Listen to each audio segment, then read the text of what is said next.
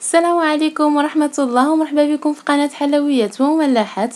اليوم كنقترح عليكم كيكة العادية او كيكة الزبادي بشكل جديد. كيف ما كتلاحظوا شكلها تيجي زوين بزاف بمقادير بسيطة ومضبوطة ان شاء الله وناجحة. فلا بغيتو تشوفوا الطريقة كيفاش صوبت هاد الكيك هذا فتبعوا الفيديو. كنتمنى لكم فرجة ممتعة. فغادي نحتاج عندي انا هنايا عجين ديال الكيكه العاديه او كيكه الزبادي. انا فايت لي حطيت لكم الفيديو من قبل، غادي تلقاو الرابط ديال الوصفه اسفل الفيديو في صندوق الوصف، وكذلك غادي يظهر لكم الان على الشاشه. فغادي ناخذ هاد العجينه هذه وناخذ منها 3/4 ديالها، نحتفظ بهم على جنب، وغادي نستعمل فقط الربع. في هذه المرحله هذه غادي نستعمل فقط الربع. غادي ناخذه وغادي نزيد عليه معلقه كبيره من الكاكاو، غادي نغربل داك الكاكاو باش ما يبقاوليش من بعد الحبيبات ديالو، وغادي نخلطو مزيان مع داك العجينه حتى يندمج لي معاها مزيان على هذا الشكل هذا. وفي مول خديتو دهنتو بشويش ديال الزبده ورشيتو بالدقيق غادي نطلق داك العجينه ديالي ونحاول نسوي لها السطح ديالها، وغادي ندخلها للفران. انا مسخناها من قبل على درجه حراره 180 درجه. ما غاديش نخليها بزاف، يعني عندك 10 دقائق حتى 15 دقيقه، لحقاش عندي طبقه ديالها رقيقه بزاف فدغيا كطيب. هاد الخطوه هذه ممكن ديروها، ممكن كذلك ما ديروهاش الا بغيتو ديك القليبات او داك الشكل اللي غادي ديروه لداخل يجي لونه غامق، فمن الاحسن ما ديروش هاد الخطوه هذه.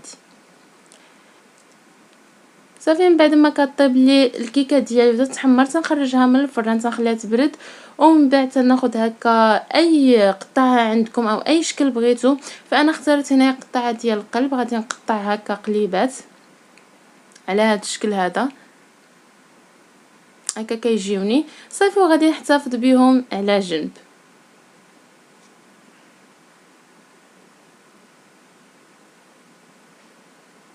فغادي ناخذ العجينه اللي كانت متبقيه لي، غادي نحركها شي شويه، ضروري نخدمها عاوتاني شي شويه لحقاش بحال تتقصح فين تتجلس.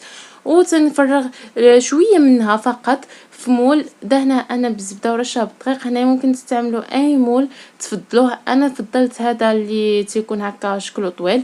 وغادي نستف فيه داك القطع ديال او داك القليبات اللي عندي ديال الكيك، وغادي نفرغ عليه ما تبقى لي من العجين على هذا الشكل هذا. وغادي ندخل الكيكه ديالي الفران. انا مسخناها من قبل على درجه حراره 180 درجه، غادي نخليها داك 45 دقيقه حتى نشوفها تحمرت وطابت صافي. تنخرجوها من الفران تيجي شكلها على هذا الشكل هذا. تنخليها تبرد شي شويه في المول، من بعد تنقلبها فوق واحد الشبكه وتنخليها تبرد تماما تكمل البروده ديالها. فخديت ورق هذا فقط للتزيين، خديت ورقه وطويتها على جوج ورسمت فيها شكل ديال نصف قلب كيف ما تلاحظوا، ومن بعد قطعتهم بالمقص على هذا الشكل هذا.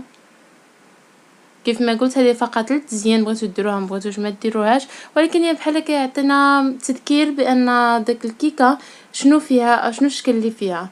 فتيجينا على هذا الشكل هذا.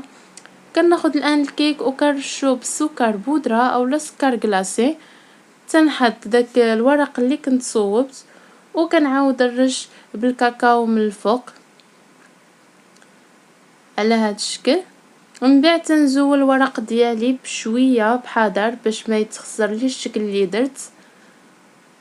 وهكا كتجيني الكيكه ديالي. كنحطها في طبق ديال التقديم وتجي على هذا الشكل هذا، تجي مزيانه كيجي شكلها صراحه زوين. وهذا هو الشكل ديالها. انا هنايا غادي نقطعها معكم باش تشوفوها من الداخل كيف جات، وهذا هو شكلها من الداخل. تجي زوينه بزاف روعه.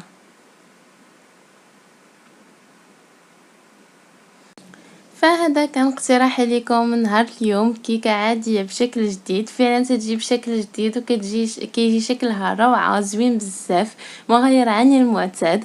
فوصفتنا وصلت نهايتها، نتمنى انها تنال اعجابكم. وإلا فعلا عجبتكم ضغطوا على لايك، اشتركوا بالقناه باش توصلوا بكل جديد، وكذلك بارطاجيو. شكرا على المتابعه، في امان الله وحفظه، والسلام عليكم ورحمه الله.